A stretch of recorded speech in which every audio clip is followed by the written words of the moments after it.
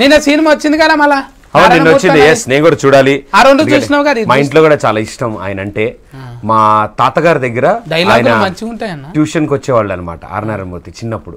ఎవరి దగ్గర? మా తాతగారు, మా నాన్నగారు వాళ్ళ నాన్నగారి దగ్గరికి ఆర్ నారాయణమూర్తి గారు ట్యూషన్ కి వచ్చేవాళ్ళు అనమాట. అప్పుడు కూడా అంటుండేనా మీ తాతని ఇట్లా తిడుతుండేనా?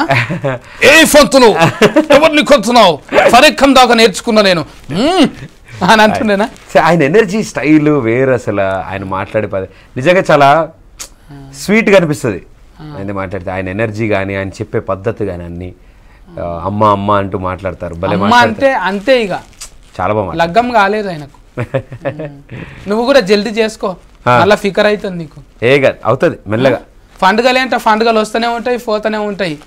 ఇటువంటి పూలు నీ ఫ్రెండ్లీలో నేనే ఆర్డర్ పట్టుకో వస్తా, నేను డిక్రేషన్ చేపిస్తా, నేను వెల్కమ్ బోర్డు కాడికి వెళ్ళి పిలుస్తావా నాన్న? అరే నువ్వే పెళ్లి ఏమో నా ఫ్రెండ్లీ సోకులో పడితే గోల్డ్ రఫెంట్ మైరాకు పెట్టుకున్నామంటే కథం.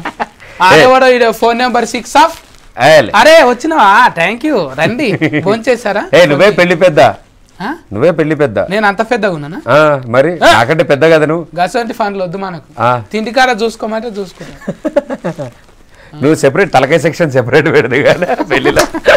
నడవదు కదా అన్న మనకు. ఏం నడవదు. అలాగా దావత్ ఇస్తాం దోస్తులకు.